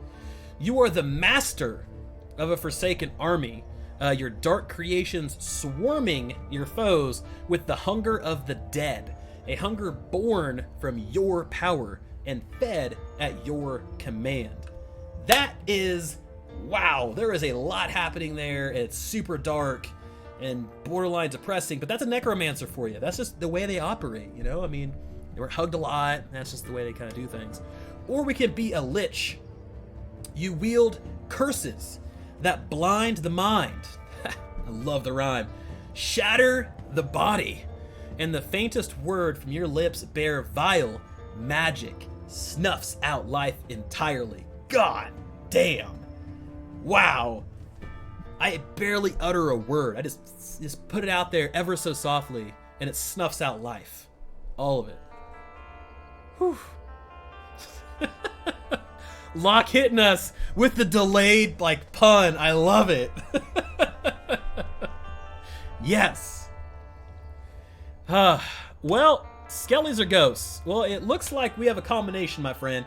So we have everything that we have right now, right? We have the bone golem, we have the skeletons, but we add, through an addition, we add a wraith. Now, a wraith is a nasty, nasty, nasty little creature. And what we're looking at here is this guy will just zip around and literally kill everything. It is aggressive, okay? It is upset, and it is aggressive. And you can basically spam it. So it says right here, right? There is no limit on the number of wraiths you can control. And you just spam that thing. It gives you a ton of wraiths, and you literally wipe the board. So I made a build just basically all necromancers, and it put people in the dirt. On the lich side of things, we have defile, consume corpses, pull any remaining life force from them. You gain a ward, which is pretty cool. You get like a shield. And then we have soul feast, where we suck the life literally out of everything around us, and drawing a fragment of each of their souls back to you.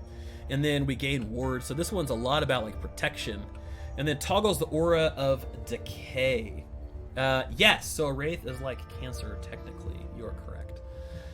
Aura of decay poisons me, the acolyte, every second, but also poisons enemies 3 times a second. So for me, it's like pop, pop, pop. For them, it's like pop, pop, pop, pop, pop, pop, pop, pop, pop. That's like the cadence of it if you were to add sounds to it. But you take 60% less poison damage while Aura of Decay is active, so there's that. Now, you can bounce between the two. You don't have to choose. It's not like I'm going Necromancer all in and Lich is locked forever. Oh, nay, nay. You choose what you want to choose. So we'll jump into that next time we get a soul or a little point here, but we got to get through these damn ruins. Poison pops. That's what it is. That's what it is. And I don't want you, no one can tell me, my God, where are all these people coming from? No one can tell me that poison doesn't pop. Because if you put that in a vial, it bubbles, and bubbles make a popping noise. That's my justification. It's physics. Trust it. Oh. Well, hi, spiders. Please don't kill me. Friends!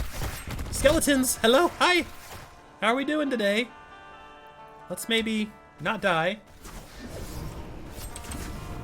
Oh, okay. This dude's hit me with, like, the soul slicer. I'm I'm the guy that picks up loot while everybody's still fighting the boss. I'm like, oh yes. Ooh. For some reason, I cannot remember. Ah, yes. The storeroom. A room where we store things. We're back in the underground because we missed it. Because we're acolytes and life is just a pit of misery. Look at all these spiders, man. Look at all these guys. Locke loves spiders. He was talking about that earlier. They're his favorite ARPG creature. That's exactly me. That's exactly me.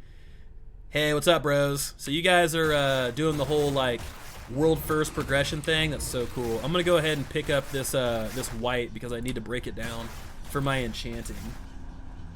It's a whole thing. It's not that big of a deal, you know. What noise was that? Did you guys hear the spiders? They were like, "Rah!" as they like ran to attack me. I have never heard a spider like bark before. Damn barking spider. That's so great. Well, they are ruined scuttlers. They're not technically spiders, they're scuttlers. I don't want to, you know, tear them down and take away something from them. That's what they are. That's right. Locke just spends hours at a time just watching spider videos on YouTube. Just hangs out, just like, hey man. It's like watching those addicting snakebite videos. Like, you just have to keep watching. I mean, it's just what it is. Well, for that thing having a gold aura, it died, like, super quick. What do you guys think we're gonna find down here? Down in the old abyss? Think we're gonna find something neat, or you guys think this is all for naught? I'm thinking like half and half, you know, we'll see what happens. Well, la-dee-da, the good old treasure chest. Good thing I got a lot of strength stuff, that makes me happy. We got it. Let's get a round of applause. Barking spiders are farts. Ian, thank you very much. You caught on, that's really great. But we got a necklace, guys. Maybe a shaper store. I sure hope so. Else we're gonna have to wait till May. Man, look at that. That's so great. We did it, guys. Well, that's it. We can go ahead and uninstall the game. We got that necklace. It's as good as it gets. All right, we're gonna continue our epic journey through the sizzling, whispering spiders and the dead ends packed to the hilt with void monsters. But I think this little journey of ours is coming to an end here. Oh, a cleric. Well, howdy do.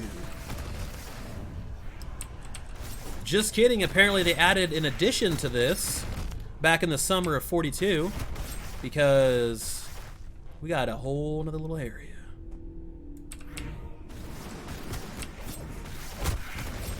My AoE is lacking, folks. I swear.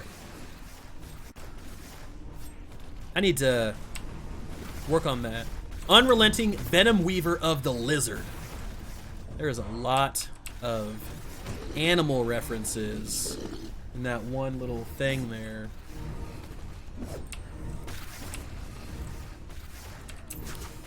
Well, what's up, guys? Just continuous. They are relentless, folks. Locke, I will catch you next time, man. Absolutely appreciate you stopping by. Great conversation. Hope you enjoy all your pictures of spiders that you'll be checking out online.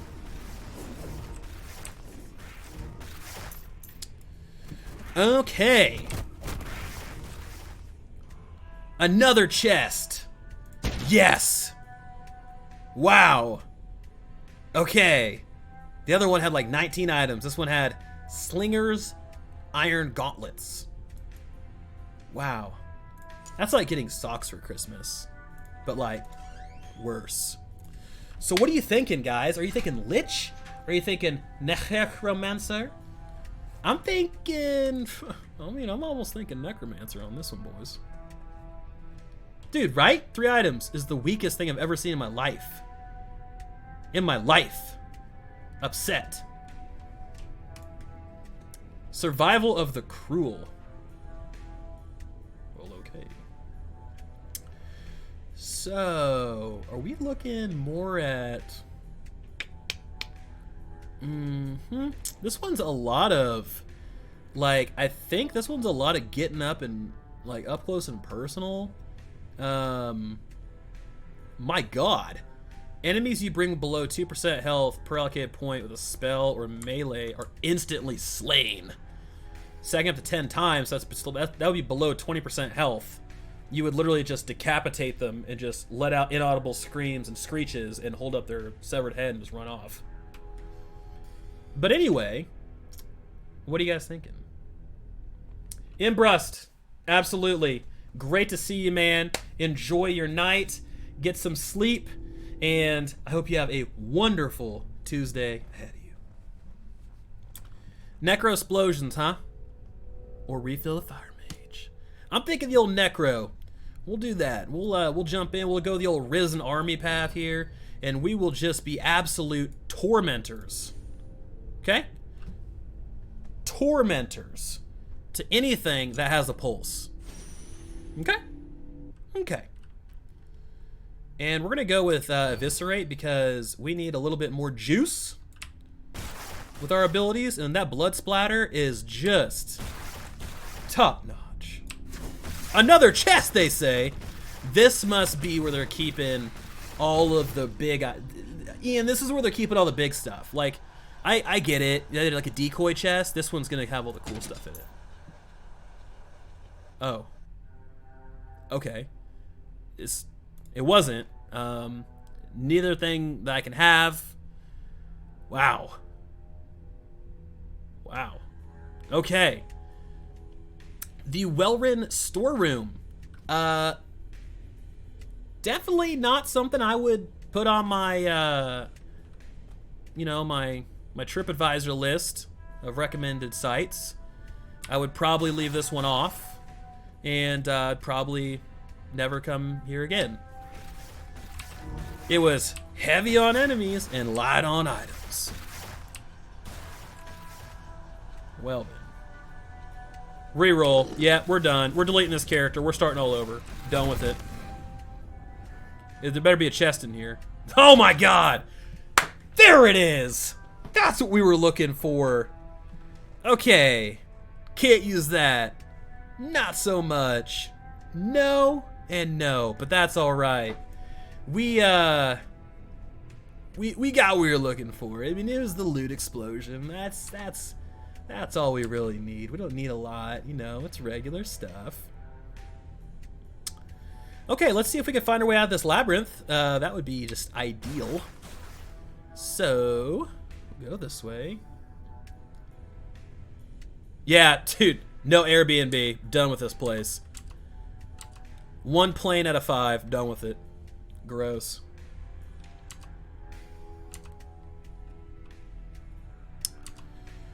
Alrighty then. Well. The storeroom just keeps on a-going. Is that a swarm of bees? Wow, that was exciting. No, there's a swarm of spider things. Man, that's when you know you're in it. You are in it. When a swarm of spiders looks like a swarm of bees. Oh my god. Apparently we're going outside. Well, anyways.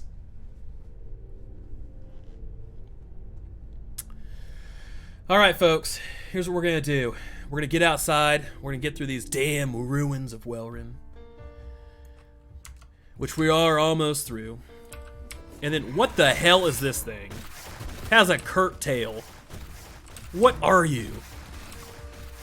Ooh, has a cool belt, though. I will definitely take that. And then, we're going to head back to the old council chamber. We're going to do a little wrap-up session. So what are we working with? What do we all got? We finally got our blood splatter back, which is just fascinating. Oh yeah. We're maximizing our FPS right now. Beautiful. I'm gonna stand in this because I'm just at that point. I'm just so geared that I can just withstand anything.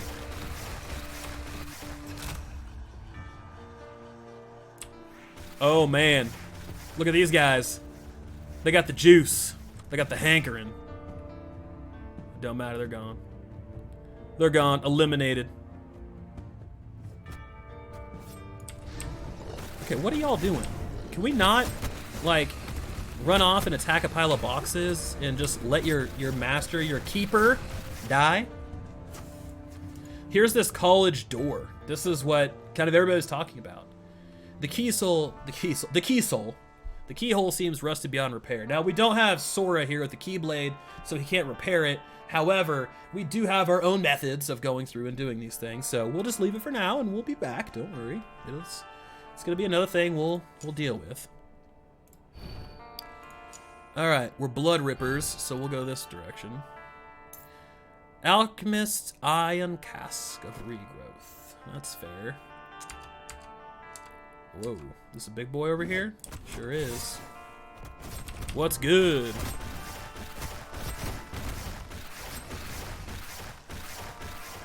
I need to get me a Wraith. The Golden Smash. The Smashinator. Okay, we had a something here. Ah, yes. The Sash of Destruction. We need this. As the prophecy foretold, it has dropped. Oh yeah, hear that? Just that roar. The old bone golem. We should be getting ferociously close to the old ruins of Vulkan. End, rather. Here it is. The ending is upon us. Vincent, what is going on, man? Welcome to the stream. We're in here playing a little bit of Last Epoch, an upcoming action RPG from 11th Hour Games. That's a fantastic game. It is so great to play. So, you're witnessing greatness. Not my playing, I suck, I'm terrible. But, you know, the overall theme of this. The Shattered Valley. Our Oregon Trail is coming to an end. Luckily, Mom and Pa haven't died of a snake bite yet, so that's good. Alright. So, I'm actually... No! What was I doing? Ah!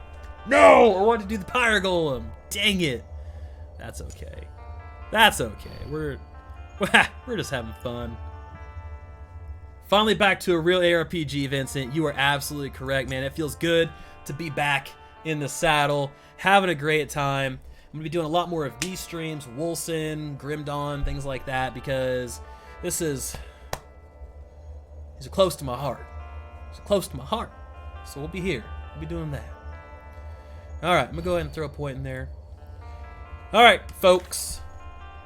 I am a little bit over my end time, and I gotta go make some dinner and, you know, take care of the fam, regular stuff. So I'm gonna be wrapping this one up. I really appreciate everybody stopping by. Vincent, it was glorious to talk to you for 55 seconds. It's the best 55 seconds of my life, so I really appreciate you stopping by. And as always, keep an eye on, I'll answer that question in a second. Keep an eye on my Twitter, also my YouTube posts. That's typically where I'll announce, hey, here's my stream schedule, here's where I'm going live, here's what we're playing, here's my focus, and you guys are fantastic. So, as always, thank you so much for stopping by. It means a ton to me. Great discussions today. I really appreciate it. And I cannot wait to play some more Last Epoch. We have a lot more to go through, guys. I mean, we have this last portion of Chapter B, along with the Waste of Time land and these other little side areas.